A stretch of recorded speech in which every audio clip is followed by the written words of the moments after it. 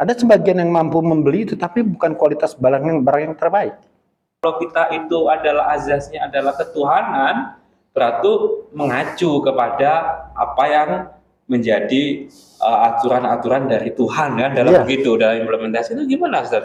29 tahun sampai besok 17 Agustus itu, negeri ini tidak pernah menerapkan ekonomi Islam. Ekonominya harusnya mengacu kepada ekonomi syariah.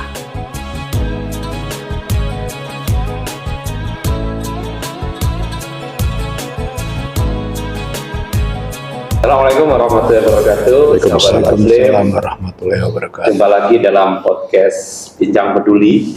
Nah, kali ini dalam Bincang Peduli kita akan mengambil tema yang cukup menggelitik, yaitu ekonomi makin sulit, kemana para elit? Nah, kita sudah kedatangan tamu yang hari ini akan memperbincangkan terkait permasalahan ekonomi umat dan tanggung jawab para pemangku kepentingan, pemangku pemerintahan dalam hal ini untuk meraya umat. Kita hadirkan Pak Adlin Sabur. Nah, Assalamualaikum Pak Adlin. Sehat Pak ya? Agak yang menarik nih Pak. Namanya Adlin Sabur ya? Betul ya? Iya. Ini yang menarik ini dari mana nih Pak?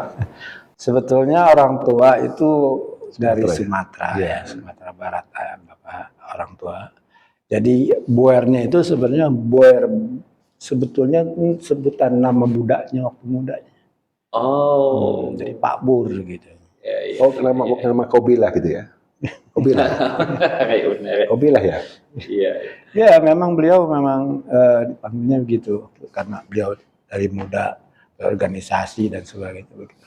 Baik, dan juga akan didampingi salah satu narasumber kita adalah Ustaz Rai Iskandar. Assalamualaikum Ustaz. Waalaikumsalam. Dari Forum Sinergi Muslim.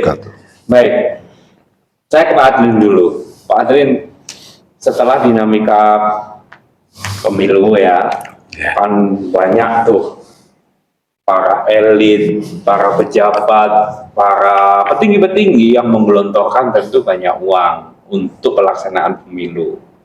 Nah, sehingga katanya ekonomi sih bergerak. Tetapi apakah betul sih sebenarnya ekonomi sekarang ini, rakyat kita itu sekarang kondisinya sudah membaik atau sebenarnya makin sulit aja gitu Pak? Oh gitu ya.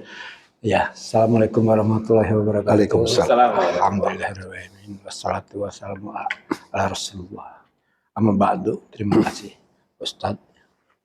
Ya, menurut saya memang faktor berdasarkan pemilu tahun lalu, tahun 2023 itu sangat mempengaruhi ya. Keadaan ekonomi sekarang ini boleh dikatakan merayap. Tapi memang ekonomi dunia juga sedang begitu. Faktanya memang sejak COVID ya baru mulai merayap lagi naik, tapi Indonesia masih merayap juga. Ya, karena faktor geliat pembangunan ekonomi di Indonesia ini ya secara moneter, baik strategi yang non moneter, baik strategi yang campuran itu mungkin belum terlaksana dengan baik gitu. Ya masih lamban. Dan itu dirasakan oleh orang-orang level, katakanlah level bawah, masyarakat umum gitu. Ya, memang sangat dirasakan. Berkaitan dengan itu, imbasnya adalah daya beli. Daya beli masyarakat. Ini daya beli masyarakat Indonesia ini sekarang artinya mereka masih di level bertahan. Ada sebagian yang mampu membeli, tetapi bukan kualitas barang yang terbaik. Jadi, itu faktanya. Karena memang daya beli itu kan dipengaruhi oleh inflasi. Inflasi kemudian ada sekarang penerapan oleh pemerintah pajak yang tinggi. Kemudian juga dipengaruhi oleh suku bunga dan sebagainya. Besarnya biaya hidup, listrik, air, sekolah anak, kos produksi. Konsumsi sehari-hari masih impor, gandum masih impor. Besar, yang paling besar gandum. Dan gandum itu bukan makanan pokok kita sebenarnya. Ya, tapi untuk bahan terigu dan sebagainya. Kedelai, beras nomor 3. Kita masih impor, padahal kita negara agraris. Ya. Iya, negara agraris, tapi masih banyak impor, itu poinnya. Saya ke Ustadz Ray dulu. Ustadz Ray, sebenarnya apa sih yang dirasakan oleh masyarakat kita sekarang? Apakah masyarakat kita memang betul kata Pak Adlin tadi terkonfirmasi ya? Lagi susah juga begitu loh. Kayak kita ekonominya juga murad marid, dalam tanda kutip banyak beban yang harus ditanggung sendiri oleh masyarakat kita. Baik, alhamdulillah. Assalamualaikum warahmatullahi wabarakatuh. Waalaikumsalam. Bismillah, salatu wassalamu ala rasulillah wa ala alihi ajma'in. Alhamdulillah, kalau tadi dengan penjabaran Pak Adlin itu semuanya sepertinya merasakan. Kalau saya lihat itu, kalau sekarang posisi itu kalau dilihat dari yang paling dekat itu COVID, iya betul. Terus gitu, apa namanya, kirain ada politik hope, ada politik harapan. Setelah COVID itu yang terjun bebas itu, ternyata kesini belum pulih. Artinya kalau di posisi saja yang memang dia sudah punya pekerjaan, itu pun dia mengalami kesulitan, apalagi marginal. Marginal itu pasti lebih sulit. Artinya saya melihatnya potensi itu, Ustaz. Potensi itu dirasakan, contoh ya, tadi dengan kenaikan barang, kemudian dengan apa namanya PHK yang luar biasa, kos produksi tadi Pak Adlin cerita. Jadi potensi bahwa itu hari ini memang makin sulit, faktanya iya. Itu mungkin sementara. Oke, jadi sahabat muslim, kita rasakan bahwa kondisi ekonomi kita bahwa dirasakan oleh terutama tadi sampaikan Ustaz adalah kaum marginal itu memang dirasakan sangat sulit gitu. Nah Pak Adlin, kita tahu tadi udah kita singgung ya bahwa kita ini kan negaranya kaya itu Pak ya. Atau sebenarnya kalau kita kaya harusnya kan rakyat kita itu lebih sejahtera dibanding kondisi saat ini. Nah kelihatannya apa yang bisa dilakukan oleh pemerintah saat ini atau yang telah dilakukan sehingga masyarakatnya juga yang masih aja ekonomi kita kelihatan tidak terlalu mengembirakan. Ya, di sini memang kebijakan-kebijakan regulasi dari pihak pemerintah sendiri dalam mengelola kekayaan alam tadi itu memang banyak yang harus terkait di situ ya. Berarti bukan hanya Menteri Keuangan saja, itu harus ada Menteri Pemberdayaan Sumber Daya Alam, Menteri Perindustrian, ya, pengelolaan yang tepat guna. Itu perlu membutuhkan juga biaya-biaya. Harusnya di sini adalah Menteri Koordinator bidang perekonomian mungkin ya. Siapa sekarang yang menjabat Bapak Hartarto ya. Nah di situ juga ada Menteri Investasi ya. Koordinator investasi itu Bapak Luhut ya. LBP. Nah itu memang terkait dengan itu harusnya kompak. Harusnya sejalan. Tapi sejalannya bukan dalam artian harusnya saling mengisi. Jadi itu mereka kan dari dua partai yang sama, Golkar semua. Ini mohon maaf jadi bicara politik ya. Tapi ini ada sudut pandang kita sebagai lihat pemerhati. Harusnya ada keseimbangan kalau satu dipegang oleh satu partai besar, koordinator bidang ekonomi, Hartarto itu orang Golkar. Menteri Maritim ya kalau nggak salah, koordinator maritim dan investasi itu Bapak Luhut, juga mestinya jangan begitu. Artinya, apakah tata kelola terkait ekonomi yang sekarang ini terjadi itu salah, Pak Adlin? Saya pikir iya, bukan salah ya.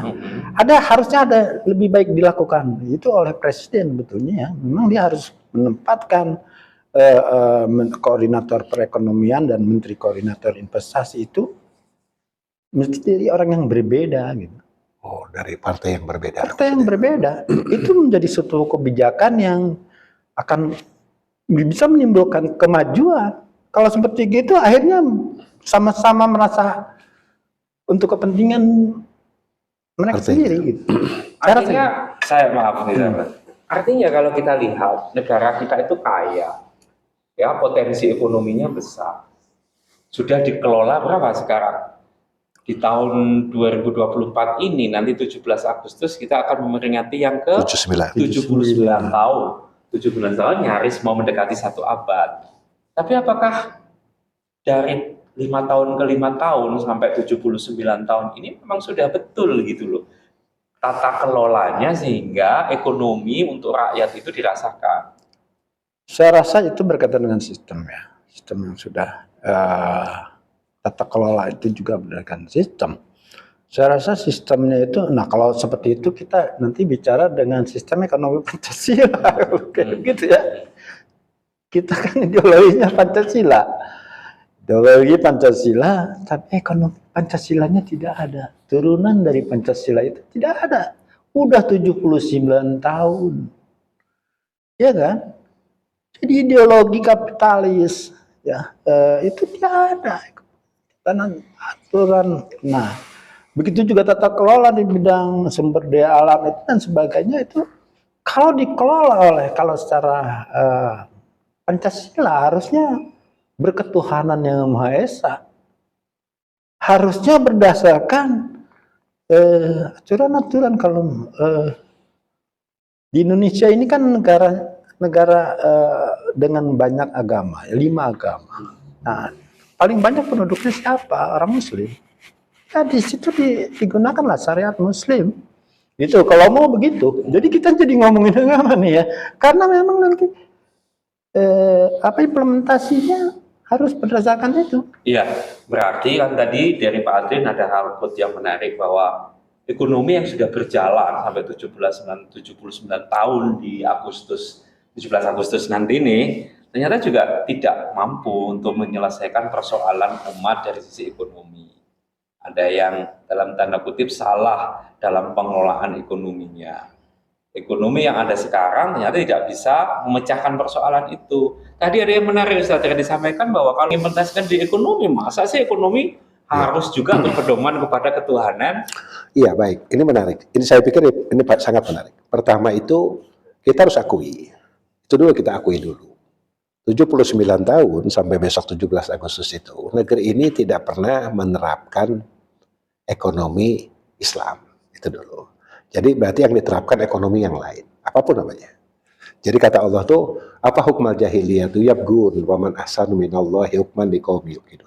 Saya potong di tengah, inil hukmu hukmani, hukmallah wa hukmal jahiliyah. Jadi kata Allah, apakah hukum jahiliyah yang kau kehendaki? Sesungguhnya orang yang yakin hanya menggunakan hukum Allah. Artinya seluruhnya digunakan. Kemudian penafsir itu mengatakan, hukum itu ada 2, hukum Allah dan hukum jahiliyah. Selain hukum Allah, yaitu syariat Islam, yang lain itu adalah hukum jahiliyah. Dampaknya makanya tadi, dampaknya adalah kesulitan kita, pengangguran, harga barang mahal, mungkin tadi Pak Adlin ke sana arahnya. Saya ingin coba Ustaz agak strike. Jadi hari ini kita harus jujur, berarti ekonomi Pancasila pun masuk kepada hukum yang bukan dari Allah. Apalagi kalau dikatakan Pancasila sebagai ideologi, faktanya dia tidak punya aturan-aturan tentang ekonomi, aturan-aturan tentang politik, aturan-aturan tentang apapun. Pada ideologi itu harus menjadi view bagi kebijakan-kebijakan yang lain. Di Politik Sosbud Hankam itu harus sesuai dengan itu. Faktanya tidak. Jadi artinya hari ini suka tidak suka pun negeri ini diatur dengan sistem ekonomi kapitalisme. Itu yang terjadi. Bila terjadi itu, dampak ikutannya apa? Nah, karena sistemnya seperti itu, menjadikan para pemilik modal itu penentu kebijakan. Aturan Islam itu tidak pernah digunakan. Jadi sekali lagi, timpang. Jadi kalau tadi bahasanya, temanya menarik hari ini, elit yang diuntungkan. Siapa elit itu? Yang tadi kata Pak Adlin, yang ada pada partai politik, kapasitasnya ada sebagai menteri, sebagai pengusaha. Sekarang ada yang perataan dari almarhum Riza Ramli kan menarik. Hari ini peng-peng yang ada, pengusaha dan penguasa pula dia jadi satu orang. Bagaimana mungkin negeri ini akan berpihak kepada kaum marginal yang memang masyarakat negeri ini. Seperti itu. Jadi kalau itu Ustaz, gambarannya sederhana seperti itu. Jadi kalau misalnya memang kita tidak akui hari ini yang mengatur kita sistem ekonomi kapitalis, kita tidak akan pernah keluar dari sistem ini. Petakan dulu itu faktanya. ini kapitalisme, yang merusak itu adalah kapitalisme, ya, bukan Islam. Nah, baru kita berikan solusi dari sisi pandangan Islam. Ya, menarik. Tadi disampaikan juga Pak Adlin terkait bagaimana sekarang juga ekonomi kapitalis sebenarnya ya Pak Adlin. Yang terjadi seperti itu. Yang dijadikan Iya.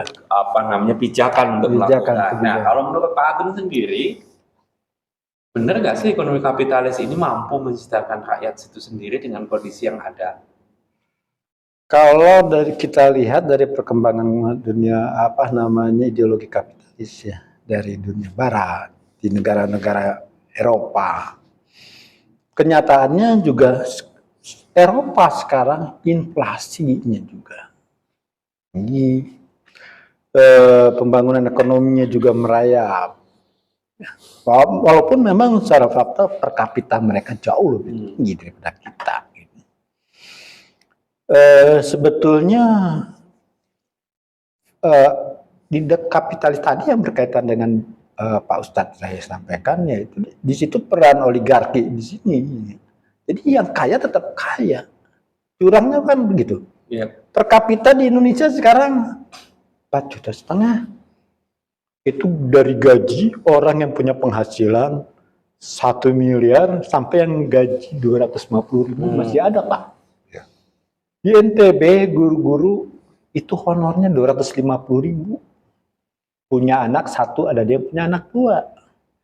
250.000 sampai yang 1 miliar misalnya, di rata-rata itu 4,5 juta. Berarti yang paling banyak yang di bawah UMR.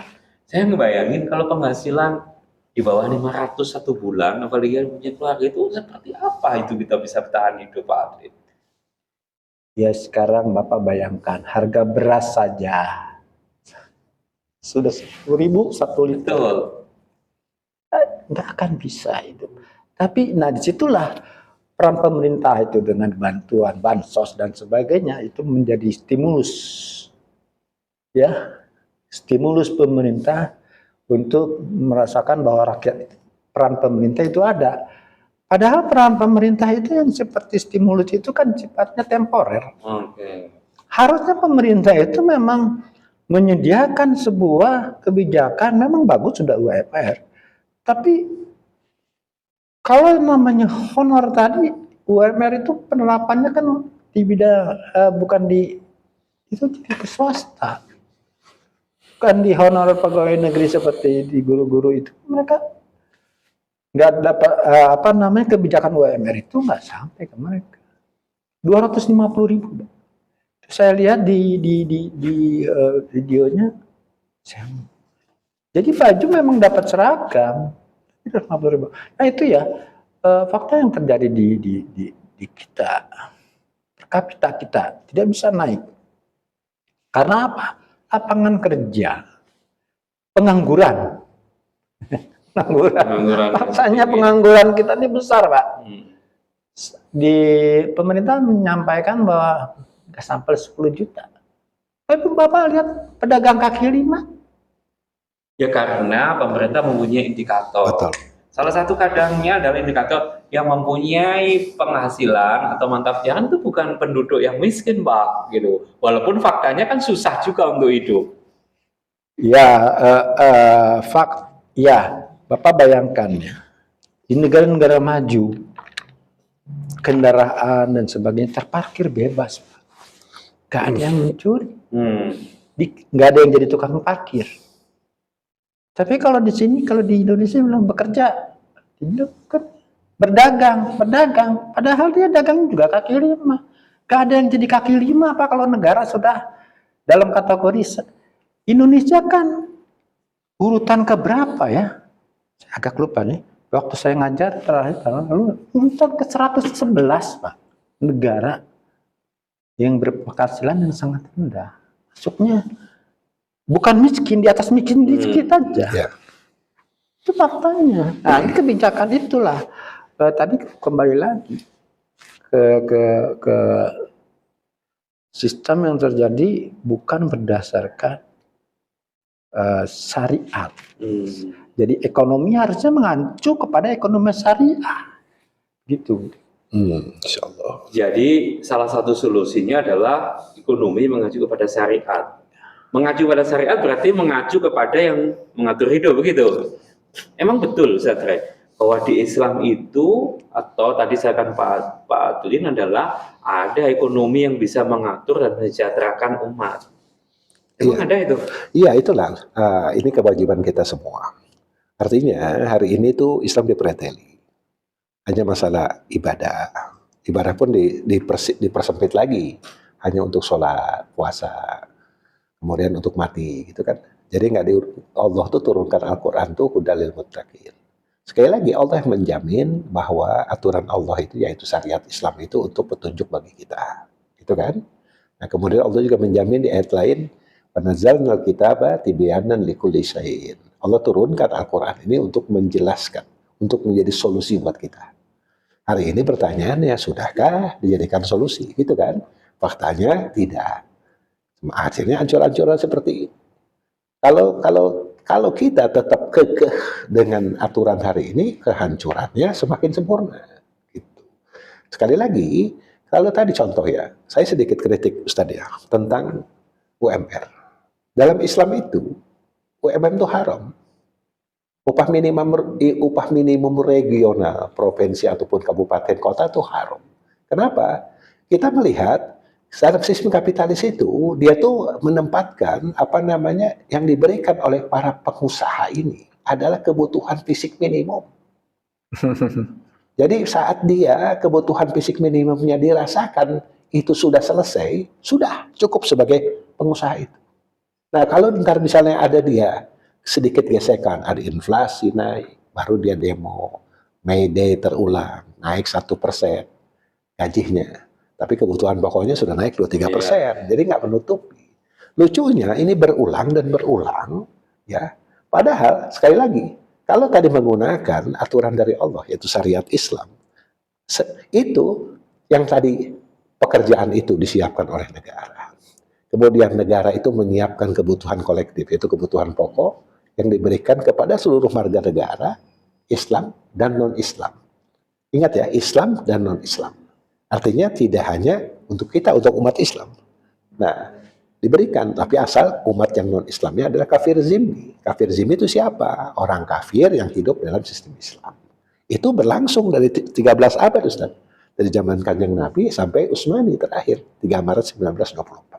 Jadi, kalau kita mengacu ke sana, kita sebenarnya yang bekerja itu tidak pusing, Pak Adlin. Kenapa? Gaji kita pun kita pakai untuk kebutuhan yang lain. Karena kebutuhan pokok sudah disiapkan oleh negara secara langsung. Contoh apa? Kebutuhan kolektif itu apa sih? Pendidikan, kesehatan, dan keamanan diberikan oleh negara gratis. Hari ini saya ngerasakan, ini kalau udah masuk tanggal 1, udah pening kepala gitu ya, bayarin anak sekolah dan sebagainya. Padahal itu, negara itu siap mengeluarkan uang untuk mengcover seluruhnya. Ya, dan ini bukan dongeng ini fakta. Ada fakta yang terjadi itu saja. Jadi kalau misalnya kita pertanyaan gini, dari mana itu uangnya negara itu? Makanya hari ini jangan sibuk dengan PPN 12%. Sibuk kan? Ya. Baru 2025 akan diterapkan PPN 12%. Yang 11% aja berat.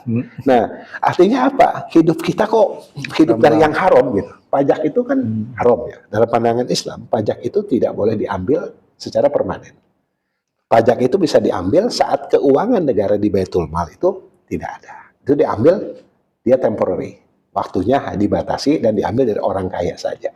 Muslim dan orang kaya saja. Hari ini siapapun kena semua. Jadi kalau tadi bicara faktanya ada, faktanya itu. Jadi faktanya kesehatan gratis, faktanya pendidikan gratis itu memang ada. Uangnya dari mana? Dari harta kepemilikan umum yang hari ini ramai itu teman-teman dari saudara-saudara kita yang sedang lagi berebut ini dengan izin usaha tambang itu, izin usaha pertambangan IUP, ya kan?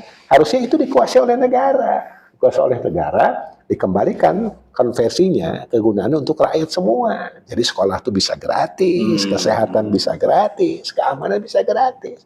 Saya yakin nggak ada May Day, nggak ada UMR, nggak ada.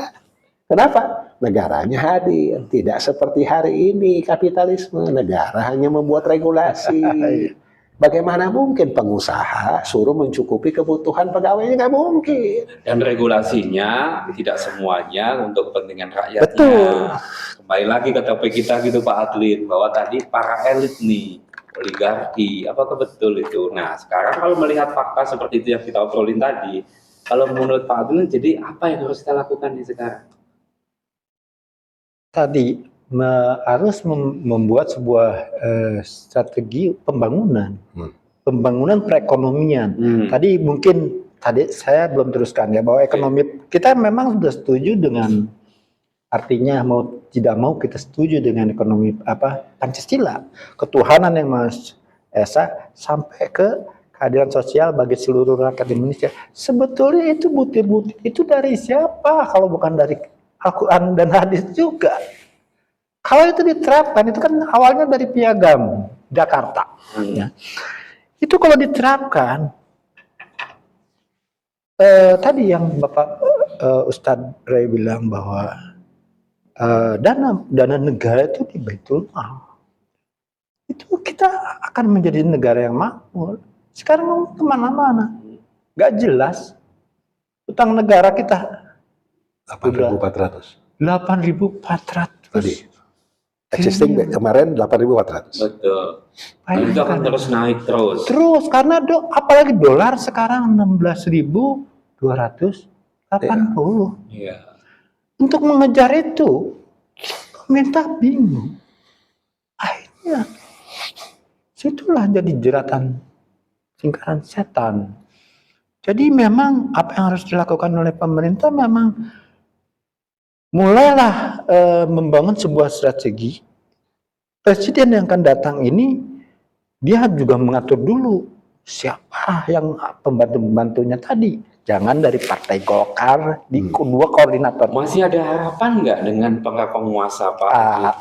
Agak sedikit ragu ya, karena memang kayaknya ganti muka aja gitu ya. Tapi mudah-mudahan kita berharap gitu ya. Mudah-mudahan seperti Bapak Prabowo yang akan datang ini kan mungkin sedikit berbeda gitu ya. Walaupun bagaimana dia punya latar belakang berbeda dengan Bapak Presiden yang sekarang dan kemarin. Mudah-mudahan dia membuat sebuah strategi kebijakan berdasarkan kapabilitas ya, bukan dari bagi-bagi kue. Nah, itu yang menjadi kecemasan kita, Pak, kecemasan masyarakat nih. Apakah ini akan membawa sebuah perubahan yang mendasar atau yang tadi itu sebenarnya akan mengulang dengan membagi-bagi kue? Artinya umat, rakyat juga akan masih mengalami hal yang sama, lebih panjang lagi. Solusinya nih, Ustadz Ray, setelah kita perbincangkan, kalau menurut saya solusinya apa nih supaya rakyat kita ini sejahtera, penguasanya itu juga amanah? Iya, jadi tadi saya sudah singgung. Jadi kalau kita tidak mau menggunakan aturan dari Allah, termasuk dalam sistem ekonomi, pasti kehidupan yang sempit. Ayatnya kita sering baca, apa hanya sekedar dibaca atau kita tadabburi. Perintahnya itu bukan hanya dibaca, ditadabburi. Yang berpahala itu yang ditadabburi. Wa man a'rada an dzikri fa inna lahu ma'isatan danka. Wa nahsyuruhu yaumal qiyamati a'ma. Itu di surat Toha, hampir akhir. Barang siapa berpaling daripada az-zikra. Az-zikri, az-zikra itu diartikan oleh para ulama adalah Al-Quran dan As-Sunnah. Jadi adalah sumber hidup kita. Yang kata Nabi, lan tadillu abada. Tidak akan pernah sesat kalian selama-lamanya bila berpegang dengan itu. Allah pastikan kehidupan yang sempit kalau kita berpaling. Berpaling itu diartikan apa? Bisa satu, bisa seluruhnya. Jadi yang Allah minta kepada kita itu masuk ke dalam Islam itu seluruhnya. Kafah. Jadi ibadahnya, muamalahnya, politiknya, sosialnya, seluruhnya harus kafah. Barulah itu ancaman itu tidak ada. Hari ini harusnya kita merenung. Oh, hari ini 79 tahun, kakek-kakek itu 79 tahun. Ini apa ringkih? Ringkih, hidupnya bergantung pada orang lain. Harusnya kalau 79 tahun si kakek itu kalau sistem Islam tuh dia sudah menimang cucu, hidupnya dengan Islam, hidupnya dengan ketaatan, Tenang, ya. dengan tenang, ya harusnya seperti itu. Artinya apa? Bila kita rindu dengan Islam, ya dengan Islam, bukan ngomongnya doang, bukan ngaku doang. Minta surga setiap saat, setiap sholat kan minta surga, tapi aturannya tidak mau. Ada kesan gini, ada orang tuanya sudah punya deposito untuk surga. Nah itu berbahaya Pak. Makanya sekali lagi saya ingatkan buat kita semua, kalau kita berpaling dari satu ayat saja, kita menjadikan kita ya ma'isatan donka, kehidupan yang sulit. Tidak hanya itu, di yaumil akhir kata Allah di ayat itu selanjutnya, wa nasuruhu yaumal qiyamati a'ma. Allah akan kumpulkan kita di yaumil akhir dalam keadaan buta. Buta itu apa diartikan oleh para mufassir? Buta itu karena kita diberikan seluruh potensi oleh Allah untuk hidup itu dia dipakai untuk taat kepada Allah. Tidak dipakai untuk beribadah kepada Allah. Seperti itu. Jadi sekali lagi, saya sih melihatnya siapapun orangnya, ya, termasuk yang akan menggantikan yang sekarang, dengan aturan yang sama, bukan tambah lebih baik, tambah lebih buruk. Oligarki sudah mengakar di mana-mana. Kenapa? Jadi harapannya itu nggak ada ya untuk bisa lebih bagus itu Betul. ya. ada ya masih ini berharap kita mudah-mudahan ya.